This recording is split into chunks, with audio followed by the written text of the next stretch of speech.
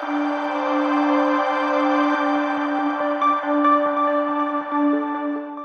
दोस्तों, नमस्कार। Dream campus में आपका स्वागत है। दोस्तों, आज हम लोग ऐसे टॉपिक पे डिस्कस करने जा रहे हैं जो लोगों के जीवन में एकदम भूचाल मचा दिया है। बहुत सारे लोगों का जीवन तबाह कर दिया। बहुत सारे लोगों के लिए एंजाइटी डिप्रेशन का कारण बन गया। बहुत सारे लोगों का बदनामी का कारण बन गया। नौकरियां छिन गई और अंत में जब कुछ नहीं मिला तो उनको मृत्यु के मुंह में ढकेल दिया। दोस्तों, मैं बात कर रहा हूँ एआई से जनरेटेड वीडियोज़, ऑडियोज़ और टेक्स्ट के कंटेक्स्ट में। आज के टाइम पे कोई भी चीज़ एआई से की जा सकती है। आर्टिफिशियल इंटेलिजेंस से वीडियोज़ क्रिएट किए जा सकते हैं, ऑडियो बनाए जा सकते हैं, यहाँ तक कि आपका खुद का एक रिफ्लेक्टेड पर्सन खड़ा कर दिया जा सकता है। आपके वीडियोज़ और फोटोज़ एडिट किए जा रहे हैं। ठीक है, तो आज हम इसी टॉपिक पे बात करेंगे कि यह जो चीज़ है ये हमारे जीवन के लिए, हमारी सोसाइटी के लिए, हमारी कंट्री के लिए, या चाहे वो पर्सनल लाइफ हो, प्रोफेशनल लाइफ हो, सबके लिए कैसे खतरा बन चुका है। दोस्तों, केवल खतरे की बात नहीं करेंगे, इसके साथ इसको सही से इस्तेमाल करने वालों के लिए यह एक अपॉर्चुनिटी भी है, तो उसके बारे में भी हम लोग बात करेंगे। साथ में बात यह करेंगे कि अभी तक हमारी कंट्री में इन चीज़ों को रेगुलेट करने के लिए क्या क्या व्यवस्थाएं हैं और उन व्यवस्थाओं में क्या क्या कमियां हैं, क्यों वो इन चीज़ों को रेगुलेट नहीं कर पा रही हैं, और साथ में हम देखेंगे कि आने वाले समय में इन सब चीज़ों को कैसे रेगुलेट किया जा सकता है। तो एक एक करके हम बात करेंगे। और ये जो एआई जनरेटेड कंटेक्स्ट है, एआई जनरेटेड कंटेंट है और वीडियोज़ हैं, ऑडियोज़ हैं, टेक्स्ट हैं, इनको दोस्तों एक शब्द में हम बोलते हैं synthetic media, AI generated content. तो ये जो एआई जनरेटेड कंटेंट है, इसके बारे में ये हमारे लिए क्या क्या अपॉर्चुनिटीज उपलब्ध करवाती हैं, साथ में ये क्यों थ्रेट्स हैं और रेगुलेटरी फ्रेमवर्क इनका क्या है, आज हम इसी पे बात करेंगे। बहुत ही इम्पॉर्टेंट चीज़ है ये केवल एग्ज़ाम के पॉइंट ऑफ व्यू से नहीं, बल्कि आपके साधारण जीवन में भी इन सब चीज़ों के बारे में जानकारी रखना बहुत ज़रूरी है। ठीक है, तो सबसे पहले हम ये जान लेते हैं दोस्तों कि ये जो सिंथेटिक मीडिया है ये होता क्या है। सिंथेटिक मीडिया क्या होता है कि ऐसा कोई कंटेंट, चाहे वो टेक्स्ट हो, इमेज हो, ऑडियो हो, वीडियो हो, that is artificially or algorithmically created, मतलब कि कोई भी ऐसा कंटेंट जो कि आर्टिफिशियल इंटेलिजेंस की मदद से या तो उसको बनाया गया हो, या जनरेट किया गया हो, या मॉडिफाई किया गया हो, या अल्टर किया गया हो आर्टिफिशियल की मदद से, ऐसी कंटेंट को हम सिंथेटिक मीडिया बोलते हैं या सिंथेटिक कंटेंट बोलते हैं। दोस्तों, अगर इसके हम टेक्नोलॉजी की बात करें तो इसको हम एक टेक्नोलॉजी होती है जनरेटिव एडवर्सेरियल नेटवर्क, जिसको हम गैंस बोलते हैं, गन्स बोलते हैं, एक उस तरह से समझ लीजिए आप। ये एक टेक्नोलॉजी है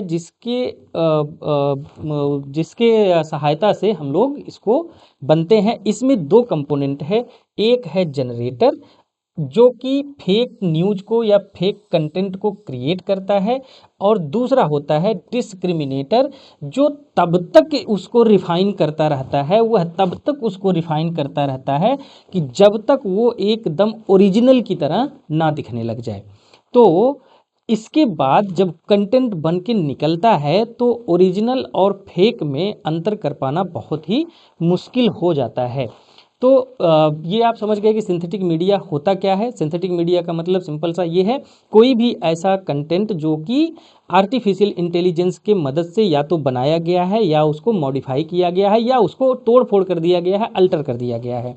अब ये इसका स्पेक्ट्रम क्या है, ये क्या क्या कर सकता है, अगर हम इसकी बात करें तो सबसे पहले तो देखिए डीप फेक वीडियोज, मतलब ये कि फेस स्वैपिंग टेक्नोलॉजी के थ्रू डीप फेक वीडियोज बना दिए जाते हैं। मतलब फेस हमारा होगा, फेस आपका होगा, लेकिन क्रियाविधि किसी और की होगी, तो वहाँ उस क्रियाविधि में आपका फेस ले जा करके सेट कर देंगे, तो ऐसा महसूस होगा कि वह काम आपके द्वारा ही किया जा रहा है। ये कौन सी टेक्नोलॉजी है? फेस स्वैपिंग टेक्नोलॉजी, जिसको हम डीप फेक वीडियोज बोलते हैं। उसके बाद एआई जनरेटेड टेक्स्ट हो सकता है, मतलब कि एआई से कुछ ऐसी न्यूज़ लिखी जा सकती है, सोशल मीडिया पे कुछ ऐसे पोस्ट किए जा सकते हैं जो कि किसी पर्टिकुलर सेक्टर ऑफ सोसाइटी को या पर्टिकुलर व्यक्ति को टारगेटेड हो सकता है। तो क्या होता है, ये न्यूज़ आर्टिकल्स क्रिएट करते हैं, सोशल मीडिया पे पोस्ट किया जाता है, और इस तरह से ऐसा ये महसूस होता है कि उसको किसी व्यक्ति ने लिखा है, किसी ह्यूमन ने लिखा है। दूसरा, वॉइस क्लोनिंग कर सकते हैं। आपने बहुत सारा ऐसा सोशल मीडिया पे वीडियोज़ वगैरह देखा होगा जिसमें कोई एक व्यक्ति है जो फ़ोन करके, या कोई एक बच्चा है जो उसकी आवाज़ में फ़ोन करके उसके पेरेंट्स को बोलता है कि मैं यहाँ पे फंस गया हूँ, और या फिर मुझे जेल हो गई है, या फिर मैंने ये क्राइम कर दिया है और इसके बदले में मुझे जो है इतने पैसे की ज़रूरत है। या फिर कोई ऐसा वीडियो आ गया कि आपके बच्चे के आवाज़ में कि मैं कहीं पे जा रहा हूँ, मेरा एक्सीडेंट हो गया है, मैं हॉस्पिटल में हूँ, इतना पैसा मुझे भेजिए, इस अकाउंट पे मेरा मोबाइल खो गया है, मेरा ये सब चीज़ें होती हैं। मतलब एआई जनरेटेड जो वॉइस क्लोनिंग है, इसकी वजह से भी जो है लोगों को थ्रेट है, लोगों को समस्या है। उसके बाद वर्चुअल इन्फ्लुएंसर्स, मतलब ये कि मैं नहीं बोलूँगा, मैं वीडियो में नहीं रहूँगा, लेकिन मैं रहूँगा, मतलब मेरा जो वर्चुअल वर्जन है वो वहाँ पे आपको दिखाई देगा। जैसे आप अगर न्यूज़ देखते होंगे आज तक पे, तो उसमें भी बोलता है मैं एआई सना, आज का मुख्य समाचार इस तरह से है। तो वो रहता नहीं है व्यक्ति, लेकिन वो वीडियो में दिखाई देता है। तो एक तो ये हो गया कि आप डीप फेक वीडियोज बना सकते हैं, एआई जनरेटेड टेक्स्ट बन सकता है, वॉइस क्लोनिंग हो सकती है, और वर्चुअल इन्फ्लुएंसर बनाए जा सकते हैं। उसके बाद अगर हम देखें कि इन सब चीज़ों से दिक्कत क्या आ रही है, दिक्कत ये है दोस्तों कि क्राइसिस ऑफ ऑथेंटिसिटी हो गई है। किस न्यूज़ को हम सही माने, किस न्यूज़ को हम गलत माने, क्योंकि जो भी चीज़ हम देख रहे हैं, और एक चीज़ और है कि अगर कोई गलत चीज़ है, कोई गलत इन्फॉर्मेशन है, मिस इन्फॉर्मेशन है, वो बहुत तेज़ी से स्प्रेड भी होता है। आप भी व्हाट्सएप पे फॉरवर्ड करते हैं, टेलीग्राम पे फॉरवर्ड करते हैं, फेसबुक पे पोस्ट कर देते हैं। फॉर एग्जांपल अभी एक वीडियो आया कि उसमें एक टाइगर आया, वहाँ पे जो गार्ड बैठा हुआ था उसको उठा के ले गया, फिर थोड़ी देर बाद वही टाइगर उसको ले आकर के वहाँ पे बैठा के उसको पानी पिला रहा है। बहुत सारे वीडियोज आपने देखा होगा कि एक कंट्री का प्रधानमंत्री दूसरे कंट्री के प्रधानमंत्री को किस कर रहा है, और बहुत सारे ऐसे वीडियोज आपने देखा होगा कि कोई सेलिब्रिटी है और उसका किसी के साथ कुछ इमेज क्रिएट करके उसको वायरल कर दिए, क्रिकेटर हैं, एक्टर हैं। तो ये सब सारी चीज़ें होती हैं। तो क्राइसिस ऑफ ऑथेंटिसिटी आ गई है, किस समाचार को, किस न्यूज़ को हम सही माने, किस न्यूज़ को हम गलत माने। अच्छा, इसमें क्या है कि एक तो बहुत सारे पहले ऐसे होते थे कि भाई कोई फ़ोटो है, कोई वीडियो है, उसको कोर्ट में भी एविडेंस के तौर पे मान लिया जाता था, या फिर कहीं पे भी अगर उसको दिखा दिया जाता था तो वो एविडेंस के तौर पे मान लिया जाता था। लेकिन अब क्या होगा कि क्राइसिस ऑफ ऑथेंटिसिटी है, जो वीडियो दिखाया जा रहा है, क्या वो मॉर्फ वीडियो है, क्या वो एआई जनरेटेड वीडियो है या ओरिजिनल वीडियो है, इसको आइडेंटिफाई कर पाना बड़ा ही मुश्किल हो रहा है। दूसरा, हमने कहा कि मिस इन्फॉर्मेशन एम्प्लीफिकेशन। एक तो इस चीज़ को समझिए, एक होता है मिस इन्फॉर्मेशन, एक होता है डिस इन्फॉर्मेशन। मिस इन्फॉर्मेशन वो इन्फॉर्मेशंस होते हैं जो मान लीजिए आपको व्हाट्सएप पे मिले और आपने उसको कुछ चेक नहीं किया, कुछ जाना नहीं, कुछ समझा नहीं, अनअवेयरली जो है आपने उसको जाने अनजाने में आपने उसको फॉरवर्ड करना शुरू कर दिया। सामने वाले के पास गया, वो भी उसको देखा, पढ़ा, और कुछ उसको ऑथेंटिकेट करने की कोशिश नहीं करी, और वैसे ही जाने अनजाने में वो फॉरवर्ड कर दिया। तो इसको बोलते हैं अनइंटेंशनल फॉल्स इन्फॉर्मेशन। मतलब ये कि आपका इंटेंशन नहीं है फॉल्स इन्फॉर्मेशन को देने का, लेकिन वो गलती से आप जाने अनजाने में आप उसको फॉरवर्ड कर रहे हैं। दूसरा ये होता है डिस इन्फॉर्मेशन। डिस इन्फॉर्मेशन का मतलब ये है दोस्तों कि आप जानबूझ करके कोई ऐसा इन्फॉर्मेशन है जो जानबूझ करके आप लोगों को पहुंचा रहे हैं, कोई ऐसी गलत इन्फॉर्मेशन लोगों तक आप पहुंचा रहे हैं। एक तो ये हो गया कि एविडेंस के रूप में अब उसकी अथेंटिसिटी खत्म हो गई, कोई भी इंफॉर्मेशन या मिस इन्फॉर्मेशन है उसकी अथेंटिसिटी खत्म हो गई। दूसरा, इलेक्टोरल मैनिपुलेशन, बहुत इंपॉर्टेंट चीज़ है ये, क्योंकि इलेक्शन के टाइम पे बहुत सारे ऐसे फेक वीडियोस, फेक न्यूज़ चलाए जाते हैं जो कि वोटर को मैनिपुलेट करने का काम करते हैं। तो जो इलेक्शन कमीशन का या इलेक्शन का जो नीट एंड क्लीन प्रोसेस होता है, वो भी इन सब चीज़ों की वजह से प्रभावित होता है। ठीक है, इसके अलावा अगर हम देखें कि यह नेशनल सिक्योरिटी के एस्पेक्ट में, कंटेक्स्ट में, और पब्लिक थ्रेट के, पब्लिक ऑर्डर थ्रेट के कंटेक्स्ट में अगर देखें कि ये जो डीप फेक न्यूज़ हैं, एआई जनरेटेड टेक्स्ट हैं, वीडियोज़ हैं, ये किस तरह से प्रभावित कर सकते हैं, तो मोस्ट इम्पॉर्टेंटली कि यह साइबर वार क्रिएट कर सकता है। साइबर वारफेयर में आज के मॉडर्न टाइम में जो ट्रेडिशनल वारफेयर है उसमें बहुत ज़्यादा इंटरेस्टेड नहीं रहते हैं लोग, बल्कि कंट्री जो है साइबर वारफेयर की तरफ बढ़ रहा है। तो किसी भी कंट्री के लिए, चाहे वो फिशिंग हो, ठीक है, इंजीनियरिंग अटैक हो using voice cloning, video manipulation, तो इन सब चीज़ों से कंट्री को, किसी भी कंट्री को बहुत ज़्यादा खतरा है। किस चीज़ का? साइबर वार का। दूसरा ये है सोशल डिवीजन। कोई भी ऐसा फॉल्स न्यूज किसी एक समाज के, किसी एक रिलीजन को, धर्म को, या किसी एक कास्ट को टारगेट करके अगर कुछ बना दिया गया, तो वह समाज में एक दूसरे को लड़ाने का काम कर सकता है, जिससे क्या हो सकता है कि समाज में विभाजन हो सकता है। उसके बाद इंटेलिजेंस ऑपरेशंस, फॉर एग्जांपल कि कोई एक फॉरेन कंट्री का कोई एक बहुत बड़ी हस्ती है, कोई एक सेलिब्रिटी है, कोई पॉलिटिकल लीडर है, या फिर कोई एक्टर है, वो क्या करे कि किसी अन्य कंट्री के बारे में कोई एक ऐसा हवा चला दे, कोई ऐसी अफवाह उड़ा दे, तो उससे क्या होगा कि वहाँ, चूँकि बहुत बड़ी हस्ती है, बड़े सेलिब्रिटी हैं, तो उससे क्या होगा कि उस कंट्री का जो स्टेबिलिटी है वो डिस्टर्ब हो जाएगी, गवर्नमेंट भी गिर सकती है, पब्लिक में, सोसाइटी में उत्पात मच सकता है, भगदड़ मच सकती है, रॉयट्स हो सकते हैं। ठीक है, तो क्या होगा इंटेलिजेंस ऑपरेशंस भी किए जा सकते हैं। साथ में मिलिट्री डिसेप्शन भी संभव है। क्यों? क्योंकि मान लीजिए किसी आर्मी के किसी अथॉरिटी के वॉइस में कोई ऐसी कमांड दे दी गई, कोई कहीं पे कोई ऑपरेशन चल रहा है और उस वहाँ पे ऐसा कोई कमांड दे दिया गया, अब जो ऑपरेशन करने वाली ट्रूप्स है वो कंफ्यूज हो जाएगी कि पहले तो हमको ये ऑर्डर मिला था, अब हमको ये ऑर्डर मिल रहा है, अब हम करें तो क्या करें। और इस असमंजस की स्थिति में मिलिट्री ऑपरेशन प्रभावित हो सकता है। ठीक है, उसके बाद एक जो ये मेन कंसर्न है कि आपका प्राइवेसी वायलेशन और इथिकल कंसर्न, मतलब ये कि आपका कोई भी सोशल मीडिया पे फोटो वीडियो है तो उसको मॉर्फ कर दिया जाए, उसको जो है अलग तरीके से उसमें उसका वीडियोज़ बना दिया जाए, उसके ऑडियोज़ जनरेट कर दिया जाए, तो इससे क्या होगा कि आपका जो एक मानसिक स्थिति है वो डिस्टर्ब हो जाएगी।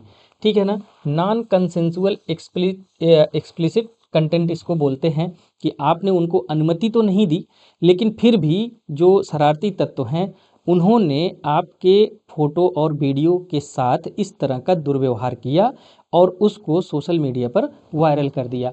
क्या कर सकता है ये? आपका प्राइवेसी वायलेशन है। ठीक है, साइकोलॉजिकल ट्रामा है आपके लिए ये। बहुत सारे आप न्यूज़ वीडियोस देखे ही होंगे इस तरह के। उसके बाद आपका रेपुटेशन डैमेज हो सकती है। ठीक है, रेपुटेशन डैमेज होगी तो आपका समाज में निकलना दूभर हो जाएगा। आपका अगर कहीं कोई वर्क प्लेस है वहाँ पे जाना मुश्किल हो जाएगा। धीरे धीरे आपका नौकरी जाएगी, आप डिप्रेशन में जाएंगे, आप साइकोलॉजिकली इम्पैक्ट होंगे, धीरे धीरे हो सकता है आप सुसाइड भी कर लें। तो ये सब सारी चीज़ें हो सकती हैं। उसके बाद आपकी आइडेंटिटी चुराई जा सकती है और आपको बदनाम किया जा सकता है। बदनाम इसलिए होता है क्योंकि जो लोग इस तरह का काम करते हैं वो आपसे कुछ पैसा चाहते हैं, आपको एक्सप्लॉइट करना चाहते हैं, लेकिन जब आप उनकी उम्मीदों पे नहीं खरा उतरते हैं तो वो क्या करते हैं, आपके फ़ोटोज़ वीडियोज़ को वायरल कर देते हैं, जिससे आपकी क्या होती है, बदनामी होती है। ठीक है, उसके बाद साइकोलॉजिकल इम्पैक्ट हो सकता है। Victim of deep fake attacks experience psychological harm. ठीक है, एंग्जाइटी हो सकती है, डिप्रेशन हो सकता है, लॉस ऑफ कंट्रोल हो सकता है, और आपका सबसे इम्पॉर्टेंट चीज़ आपकी डिजिटल आइडेंटिटी समाप्त हो सकती है। तो इस तरह से ये जो डीप फेक वीडियोज़ हैं, डीप फेक कंटेंट हैं, एआई जनरेटेड कंटेंट हैं, ये आपके जीवन को चारों तरफ से प्रभावित कर सकते हैं। अब हम देखेंगे कि इन सब चीज़ों से निपटने के लिए अभी तक गवर्नमेंट के पास क्या चीज़ें उपलब्ध हैं, क्या हथियार हैं जिससे इन सब चीज़ों से हम बच सकते हैं। ठीक है, साथ में अभी हम और भी चर्चा करेंगे कि आप स्वयं अपना ध्यान कैसे रख सकते हैं। एक तो हमारे पास आईटी एक्ट 2000 है, लेकिन इसमें इस तरह की सिंथेटिक मीडिया को कंट्रोल करने के लिए या रेगुलेट करने के लिए कोई भी प्रोविज़न नहीं है। कुल मिलाकर के आईटी एक्ट 2000 अभी तक इनएफिशिएंट है इस तरह के कंटेंट को रोकने के लिए या रेगुलेट करने के लिए। दूसरा है हमारा आईटी रूल्स 2021, ये भी है, लेकिन ये भी एआई जनरेटेड कंटेंट को कंट्रोल करने के लिए इनसफिशिएंट है। इसमें भी एआई जनरेटेड कंटेंट को रेगुलेट करने के लिए प्रोविजंस अभी तक हमारे पास नहीं हैं। लेकिन एक ड्राफ्ट अमेंडमेंट बन रहा है जिसमें ministry of electronics and IT, इसने क्या किया है, एक नया रूल प्रपोज किया है जिसमें सिंथेटिक मीडिया को टारगेट किया गया है। और इसमें जो आप कह सकते हैं मेन जो क्लॉज है, वो क्लॉज ये है, मैंडेटरी डिस्क्लोजर रिक्वायरमेंट। इसको आप ध्यान से देखिए, मैंडेटरी डिस्क्लोजर रिक्वायरमेंट ये क्या होता है, अभी थोड़ा सा इसको आगे भी हम देखेंगे, लेकिन कुल मिलाकर के यह इसका जो बेसिक चीज़ है, बेसिक कंसेप्ट है, वो ये है कि कोई भी कंटेंट क्रिएटर है तो उसकी एक आइडेंटिटी होगी, आइडेंटिटी नंबर होगा, प्लस वह जो कंटेंट बना रहा है उस कंटेंट में वह खुद डिस्क्लोज करेगा कि ये एआई जनरेटेड है या ओरिजिनल है। ठीक है, बहुत अच्छी बात है अगर ये लागू हुआ तो। उसके साथ अगर हम बात करें कि फ्यूचर में हम क्या कर सकते हैं, तो हमारे पास एक कंप्रीहेंसिव लेजिस्लेशन होना चाहिए जो कि इस तरह के चैलेंजेज को समझ सके और एआई जनरेटेड कंटेंट को रेगुलेट कर सके या डीप फेक कंटेंट को रेगुलेट कर सके। अब इसके आगे की अगर हम बात करें तो जो मैंडेटरी डिस्क्लोजर का अभी हमने बोला था कि हम इसको और डिस्कस करेंगे। जो मैंडेटरी डिस्क्लोजर है इसको हम एक बार समझ लेते हैं। जैसा कि हमने बताया कि ministry of electronics and IT, इन्होंने इस चीज़ को प्रपोज किया है। सबसे पहला इनका जो क्लॉज है या सबसे पहला जो इनका कहना है वो ये है कि प्रोमिनेंट लेबलिंग होनी चाहिए। इसका मतलब क्या है, ये समझिए कि अगर कोई वीडियो है तो उस वीडियो के 10% एरिया में यह चीज़ डिस्क्लोज करना चाहिए, डिस्क्लोज होना चाहिए कि ये एआई जनरेटेड है, कि ये ओरिजिनल कंटेंट है, या फिर किसी वास्तविक घटना से इसका लेन देन है। ठीक है। दूसरा, यदि ऑडियो है तो स्टार्टिंग के 10% ड्यूरेशन में इनको क्या करना है, ये बताना है कि ये एआई जनरेटेड ऑडियो है या फिर ओरिजिनल ऑडियो है या फिर किसी सत्य घटना पर आधारित ऑडियो है। ठीक है, या फिर किसी ओरिजिनल व्यक्ति का ऑडियो है। ठीक, तो एक तो जो ये मैंडेटरी डिस्क्लोजर वाला एक प्रपोजल है माइटी द्वारा, उन्होंने कहा कि परमानेंट लेबलिंग होना चाहिए। दूसरा इन्होंने ये कहा कि एक हम PUI देंगे, परमानेंट यूनिक आइडेंटिफायर। ये क्या है, जैसे आपका PUC होता है, जैसे आपका IEMI नंबर होता है मोबाइल में, तो अगर वहाँ से आप कोई कॉल कर रहे हैं, कोई इंटरनेट यूज कर रहे हैं, ठीक है, तो वो ट्रेस किया जा सकता है, वहाँ पे पहुँचा जा सकता है कि सोर्स क्या है। उसी तरह से जितने भी डिजिटल क्रिएटर हैं उनके लिए PUI एक नंबर दिया जाएगा, एक आइडेंटिफायर दिया जाएगा, जिससे किसी भी कंटेंट को ट्रेस किया जा सकता है कि उसका ओरिजिन कहाँ से है। और कोई भी कंटेंट यदि ट्रेस कर लिया गया कि उसका ओरिजिन कहाँ है, तो वहाँ पे ये बताया जा सकता है कि ये ओरिजिनल है कि फेक है, क्या है। ठीक है। दूसरा उन्होंने ये कहा कि क्रिएटर्स की रिस्पॉन्सिबिलिटी होनी चाहिए, मतलब जितने भी सोशल मीडिया प्लेटफॉर्म हैं, इंस्टाग्राम है, फेसबुक है, एक्स है या अन्य हैं, तो उनका एक ऐसा कोई वो टूल बनाएंगे, एक ऐसा कोई व्यवस्था डेवलप करेंगे कि जो कि वो आइडेंटिफाई कर सके कि कोई न्यूज़ या कोई वीडियो, कोई ऑडियो फेक है या ओरिजिनल है। ठीक है, मुझे लगता है ये समझ में आ गया होगा कि जो माइटी द्वारा एक प्रपोज किया गया है मैंडेटरी डिस्क्लोजर का, तो उसमें ये 3 प्रोविजंस खास करके रखे गए हैं। इसके अलावा यदि हम बात करें कि अन्य लोग सोसाइटी के अन्य लोग इससे बचने के लिए क्या कर सकते हैं, या फिर जो विभिन्न प्रकार की संस्थाएं हैं हमारी, वो इन सब चीज़ों से कैसे लड़ सकती हैं।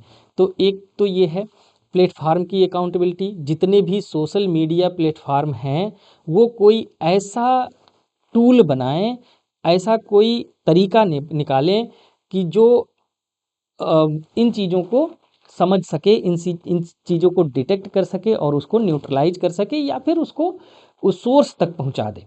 ठीक है, दूसरा ये है डिजिटल प्रूवेंस। जैसा कि हमने बताया कि एक PUI नंबर इस तरह से माइटी ने प्रपोज किया है, तो इस तरह का कोई एक कंसेप्ट जो है ग्लोबल लेवल पर इसको होना चाहिए, ग्लोबल लेवल पर इसको एक डेवलप करना चाहिए, ताकि जो है कोई भी, चूँकि इंटरनेट का ज़माना है, इंडिया का वीडियो अमेरिका में वायरल होता है, ब्रिटेन का वीडियो नेपाल में वायरल होता है, तो इंटरनेशनल लेवल पर कोई इस तरह से डिजिटल प्रूवेंस टाइप का सिस्टम होना चाहिए। उसके साथ डिटेक्शन टेक्नोलॉजी, जैसा कि हमने पहले भी बताया कि जो भी हमारी गवर्नमेंट है उनके पास कुछ ऐसी डिटेक्शन टेक्नोलॉजी होनी चाहिए, AI पावर्ड। ठीक है, उसके साथ साथ ये डिटेक्शन टेक्नोलॉजी हमारे सोशल मीडिया प्लेटफार्म के पास भी होनी चाहिए। ये सब 3 चीज़ तो अलग हैं। मोस्ट इम्पॉर्टेंटली कि ये मीडिया लिटरेसी जो आम जनता है उनके अंदर होनी चाहिए। ठीक है, मतलब कि आप आंख बंद करके किसी भी न्यूज़ पे, किसी भी पोस्ट पे, किसी भी वीडियो ऑडियो पे आप भरोसा ना करें। कोई भी इस तरह की चीज़ यदि आपके पास आती है या फिर आपको कोई ब्लैकमेल करने की कोशिश करता है, तो आप उसको तत्काल पुलिस थाने में रिपोर्ट करिए। आप उसके बारे में, सत्यता के बारे में जानकारी रखिए। कोई आपके पास इस तरह का फ़ोन आ जाता है कि एक आप डिजिटल अरेस्ट हो गए। पहली बात तो ये डिजिटल अरेस्ट जैसा कॉन्सेप्ट कानून में होता नहीं है, तो इन सब चीज़ों की जानकारी आपके पास होनी चाहिए। कोई आपके बच्चे को बोलता है कि आपके बच्चे की आवाज़ में अगर फ़ोन आता है, तो आप सबसे पहले उस बच्चे के आसपास के जो लोग हैं उनको फ़ोन करके पता करिए या खुद वहाँ पे जा कर के पता करिए। आप अपने बच्चे से मिलने का प्रयास करिए। कुल मिलाकर के आज के ज़माने में दोस्तों मीडिया लिटरेसी होना बहुत ज़रूरी है। यह उतना ही ज़रूरी है जितना आपका फंडामेंटल लिटरेसी ज़रूरी है। तो यह सबसे बड़ा टूल होगा इन सब चीज़ों से बचने के लिए। इसके अलावा अगर हम बात करें तो होलिस्टिक वे में कि आगे हमारा क्या हो सकता है, हमने लीगल फ्रेमवर्क की बात कर दी, हमने टेक्नोलॉजिकल स्टैंडर्ड की बात कर ली, मोस्ट इम्पॉर्टेंटली हमने पब्लिक अवेयरनेस की बात कर ली और ग्लोबल कोऑपरेशन की बात कर ली। तो ये 4 चीज़ जो है, ये 4 चीज़ों पे काम करके आज का ये जो क्राइसिस वाला माहौल है इससे हम लोग निकल सकते हैं। और ख़ास करके इसमें जो पब्लिक अवेयरनेस है ये हमारे लिए, आपके लिए बहुत ज़रूरी है। तो दोस्तों, ये जो टॉपिक हमने डिस्कस किया कि AI generated content, videos, text, audio, ये सब ना सिर्फ सोसाइटी के लिए बल्कि गवर्नमेंट के लिए भी और इंटरनेशनल लेवल पर भी आपके व्यक्तिगत रूप से और एज अ सोसाइटी सबके लिए यह एक खतरा बना हुआ है। परंतु यह हमारे लिए अपॉर्चुनिटी भी है। आप अगर इसको प्रयोग कर रहे हैं तो बहुत सोच समझ के प्रयोग करिए, और यदि आप इसके विक्टिम बन रहे हैं तो उसकी भी आप अच्छे से उससे निपटने का प्रयास करिए, डट करके उससे लड़िए, कानून का सहारा लीजिए। उम्मीद करता हूँ कि इन सब चीज़ों से थोड़ी बहुत आपको मदद ज़रूर मिलेगी जो आज हमने डिस्कस किया। और यदि इसके अलावा भी आपको कुछ लगता है कि कुछ और इसमें ऐड होना चाहिए था या आपके अपने कोई पॉइंट ऑफ व्यू हैं तो उसको आप हमें ज़रूर बताइएगा। Thank you so much.